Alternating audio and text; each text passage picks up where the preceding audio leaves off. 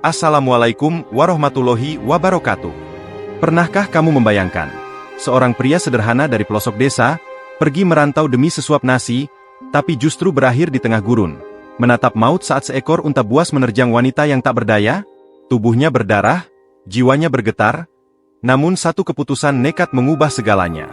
Ia bukan pahlawan, tapi takdir menobatkannya sebagai imam bagi 4 janda Arab, ibu dan anak.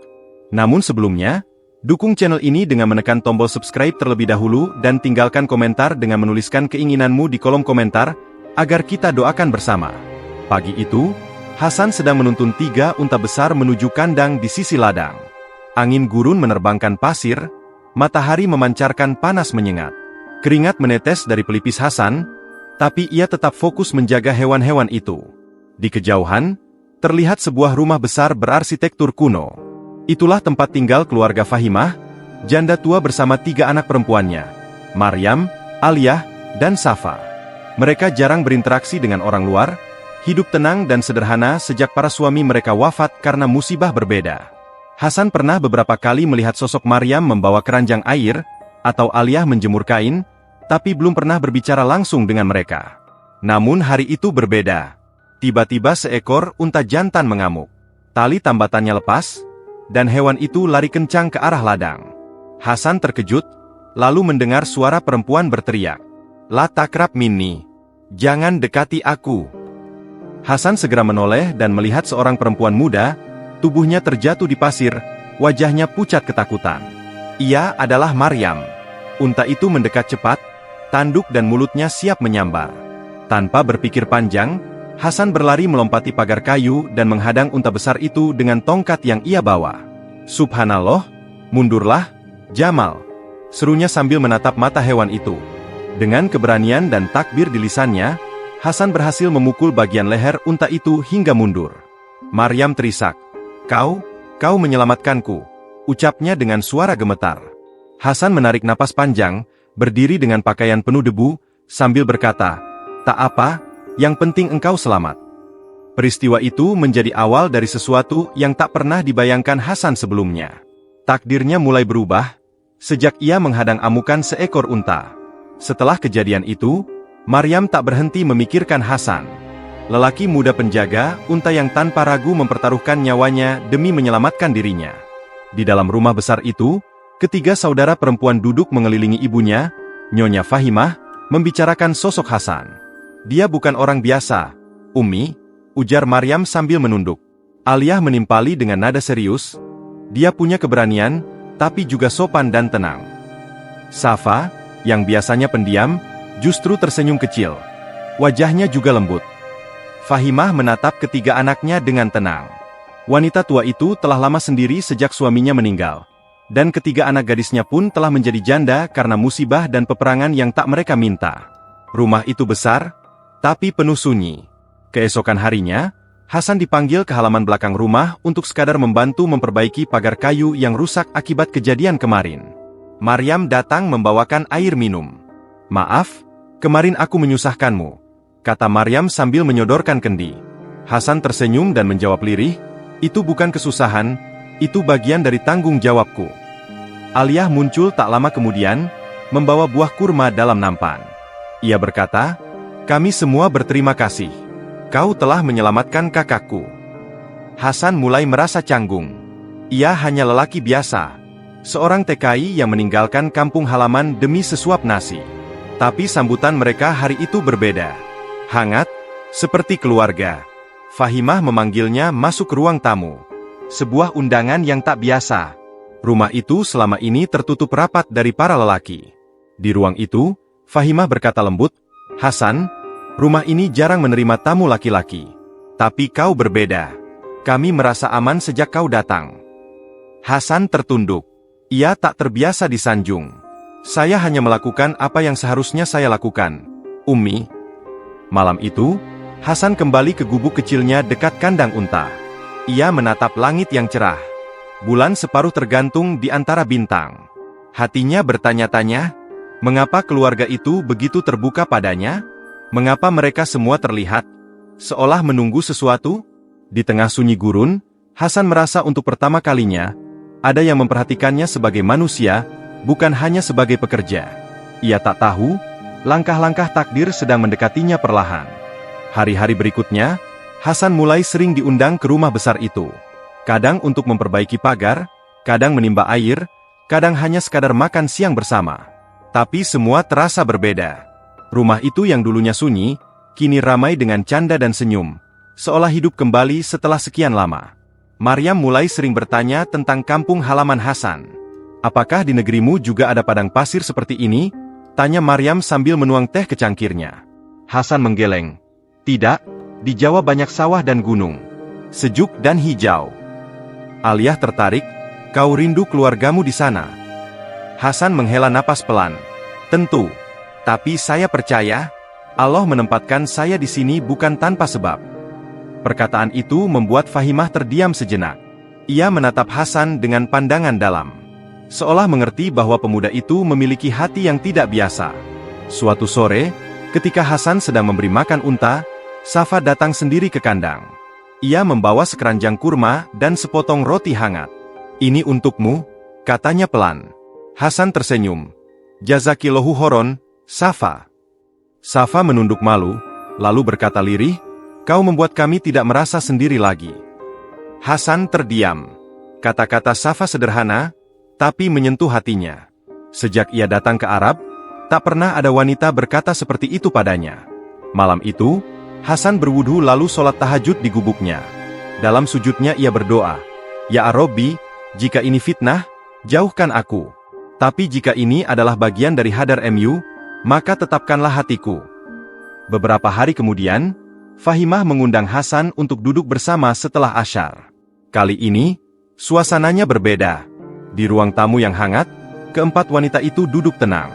Maryam tampak gugup, Aliyah terlihat serius, Safa gelisah memeluk bantal kecil, dan Fahimah membuka pembicaraan. "Hasan, kami telah banyak berpikir, dan kami tahu ini bukan hal yang biasa." Hasan menatap mereka dengan tenang, menunggu kelanjutan kata-kata itu. Fahimah melanjutkan, "Kami ingin menawarkan sesuatu yang mungkin berat bagimu, atau bahkan mengejutkan." Hasan masih diam. Maryam menunduk, lalu berkata, "Kami ingin kau menjadi pelindung kami. Menjadi bagian dari keluarga ini. Menikahi kami, Hasan." Waktu seperti berhenti sejenak. Hasan terdiam. Dadanya berdegup. Mulutnya terbuka, tapi tak mampu mengeluarkan satupun kata. Hasan duduk mematung. Kata-kata Maryam masih menggantung di udara. Menikahi mereka? 4 wanita sekaligus? Ia bukan siapa-siapa. Ia hanya penjaga unta. Bahkan untuk sekadar menyambung hidup saja, ia masih harus menabung setiap rial. Namun Fahimah bicara lagi, pelan namun tegas, "Kami telah bermusyawarah. Aku dan ketiga anakku, semua telah kehilangan suami. Dan dalam rumah ini, tak ada lagi lelaki yang bisa memimpin. Tapi sejak kau hadir, rumah ini kembali bernyawa." Aliyah menambahkan, "Kami tahu ini berat, tapi kami tidak sedang main-main. Kami telah beristiharah, dan Allah beri ketenangan pada hati kami." Hasan masih belum menjawab. Malam itu, ia pulang ke gubuknya dengan langkah berat. Pikirannya penuh. Sholat malam menjadi pelabuhan perasaannya. Dalam sujudnya, ia berdoa, "Ya Allah, jika ini adalah jalan yang kau buka untukku, maka lapangkanlah dada ini dan mudahkanlah langkahku." Esok harinya, setelah subuh, Hasan mengetuk pintu rumah Fahimah. Keempat wanita itu telah menunggu. Ia duduk dan berkata dengan tenang, "Saya bukan lelaki kaya. Saya tidak pandai bicara. Tapi kalau kalian yakin ini syar'i, dan jika kalian siap menjalani kehidupan dalam ridho Allah, maka saya bersedia." Mata Fahimah berkaca-kaca. Maryam menangis dalam diam. Aliyah menggigit bibir menahan haru. Dan Safa tersenyum dengan senyum paling tulus yang pernah Hasan lihat. Pernikahan itu dilangsungkan beberapa minggu kemudian. Sederhana, tapi penuh doa. Tanpa pesta besar, hanya dihadiri beberapa tetangga dan seorang syaikh tua yang menjadi wali dan penghulu. Dalam satu hari, Hasan resmi menjadi suami dari 4 janda Arab. Fahimah sang ibu, serta Maryam, Aliyah, dan Safa, anak-anaknya. Pernikahan yang menggemparkan desa kecil itu. Beberapa orang mencibir, penjaga unta bisa menikahi 4 perempuan. Tapi sebagian lain justru berkata, ini takdir. Jika Allah sudah kehendaki, siapa bisa menolak? Hasan sendiri masih sering terdiam di waktu malam, menatap langit dan merenung. Bagaimana mungkin hidupnya yang biasa, kini berubah menjadi luar biasa? Namun satu hal yang ia tahu pasti, bahwa semua ini bukan karena dirinya hebat, tapi karena Allah bukakan jalan di saat ia bersujud dan memohon dengan sungguh-sungguh. Pernikahan Hasan dengan keempat janda Arab itu membawa kehangatan dalam rumah yang dulu sunyi. Tapi menjadi suami dari 4 wanita, terlebih mereka adalah ibu dan anak, bukanlah hal mudah. Hasan sadar, rumah tangga seperti ini adalah amanah besar yang harus dijaga dengan ilmu dan kesabaran. Di hari-hari pertama, Hasan berusaha membagi waktu dan perhatian. Ia mengatur hari-harinya secara adil. Hari pertama ia bersama Fahimah, malam berikutnya bersama Maryam, lalu Aliyah, dan kemudian Safa. Fahimah berkata dengan suara tenang, jika kau adil, maka kami ridho. Jangan pikirkan kami sebagai satu keluarga yang rumit. Anggap kami sebagai amanah dari Allah yang butuh pemimpin. Hasan menjawab dengan lirih, saya hanya takut tidak mampu, Ummi. Fahimah tersenyum lembut, tak ada yang mampu kecuali dengan pertolongannya. Mintalah kepadanya. Namun tak lama kemudian, ujian pun datang. Maryam merasa canggung jika melihat ibunya, Fahimah, duduk berdua dengan suaminya. Ia berkata suatu malam, Hasan, meski aku ridho, tapi perasaanku masih manusia. Aku merasa seperti anak kecil lagi jika melihatmu dengan Ummi. Aliyah juga mulai memperlihatkan kecemburuan ketika melihat Safa tertawa lepas di pelukan Hasan. Ia berkata pelan, aku bukan cemburu, hanya ingin merasa istimewa juga. Hasan mulai merasa berat. Ia tidak ingin menyakiti siapapun. Tapi rumah ini penuh cinta yang harus ia kelola dengan bijak. Malam itu, Hasan kembali mengadu dalam sujudnya. Ya Allah, Engkau yang mempertemukan kami. Maka bantu aku agar tak menjadi sebab perpecahan di antara mereka. Hasan lalu mengajak keempat istrinya duduk bersama setelah maghrib. Aku tahu, ini bukan rumah tangga biasa. Aku bukan suami yang sempurna. Tapi aku mencintai kalian karena Allah, dan aku ingin kita tetap dalam naungan syariat. Jika ada yang terasa berat, tolong sampaikan, bukan untuk marah, tapi untuk disembuhkan bersama. Fahimah memegang tangan Maryam dan berkata, Nak, kau harus lebih kuat. Kau bukan hanya putriku, tapi sekarang juga saudari dalam ikatan istri. Aliyah mengangguk pelan, aku mengerti sekarang. Perasaan bisa datang dan pergi, tapi niat harus tetap lurus. Safa menunduk, lalu berkata, aku akan belajar menjadi dewasa. Malam itu menjadi malam damai. Mereka makan malam bersama, dan Hasan menatap wajah-wajah yang dulu asing, kini menjadi keluarganya. Rumah itu kembali tenang. Tapi Hasan tahu, masih banyak hal yang akan datang. Ia hanya bisa bersandar kepada Allah, dan pada cinta yang ia bangun bukan karena nafsu, tapi karena tanggung jawab dan amanah. Beberapa bulan berlalu sejak pernikahan Hasan dengan keempat janda itu. Rumah besar milik Fahimah kini kembali hidup. Suara tawa, bacaan Al-Quran, dan aroma masakan hangat menghiasi setiap sudut rumah. Hasan pun mulai dikenal oleh masyarakat sekitar, bukan hanya sebagai penjaga unta, tapi sebagai kepala keluarga yang disegani. Namun di balik itu semua, tak semua orang senang dengan perubahan Hasan. Seorang pria tua bernama Haj Ziyad, tetangga sebelah ladang, mulai menunjukkan sikap tak suka. Ia berkata di hadapan para pekerja, itu bocah Indonesia, baru menjaga unta sebentar, sudah jadi suami 4 janda? Tidak masuk akal. Bisikan hasad menyebar. Beberapa orang bahkan datang ke rumah Fahimah, pura-pura bertamu, namun menyindir. Bagaimana bisa seorang pria muda membagi cinta pada ibu dan anak? Atau, apakah kalian tidak malu dengan adat di kampung ini? Fahimah tetap tenang. Ia menjawab dengan hikmah, kami tidak menyalahi syariat, dan kami tidak hidup untuk menyenangkan semua orang. Namun ucapan-ucapan itu mulai masuk ke hati Safa, yang masih muda dan labil. Ia berkata kepada Hasan, apakah mereka benar? Apakah aku hanya bahan omongan di luar sana? Hasan menatap Safa lembut, mereka hanya melihat dari luar. Tapi aku tahu isi hatimu. Kau bukan hanya istriku, kau adalah bagian dari perjuanganku. Aliyah pun sempat terpancing emosi, aku ingin menjawab mereka satu persatu. Hasan menahan tangannya, jangan. Biarlah Allah yang membalas mereka. Kita tak butuh pembelaan selain darinya. Malam itu, Hasan mengajak seluruh keluarganya untuk memperbanyak zikir dan sholat malam. Ia berkata setelah witir, musuh kita bukan orang-orang itu, musuh kita adalah bisikan syaitan yang ingin memecah rumah ini. Maryam memegang tangan Fahimah dan berkata, aku bangga menjadi istrimu, Hasan. Dan aku tak peduli apa kata dunia. Fahimah mengangguk, biarlah mereka berkata. Selama kita dalam jalan Allah, maka kita dalam kemenangan. Esok harinya, Hasan kembali ke ladang menjaga unta. Di tengah panas yang menyengat, ia berdiri dengan sorban melilit kepala, memandangi gurun yang luas. Seorang pemuda Arab yang dulu pernah mencibir, kini datang mendekat dan berkata pelan, Afwan ya Hasan, mungkin aku salah menilaimu. Kau bukan lelaki biasa.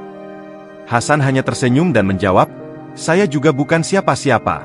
Tapi jika Allah sudah menuliskan takdir, maka siapa yang bisa menolaknya? Musim panas mulai beranjak. Angin gurun berganti dengan hembusan yang lebih hangat dan tenang.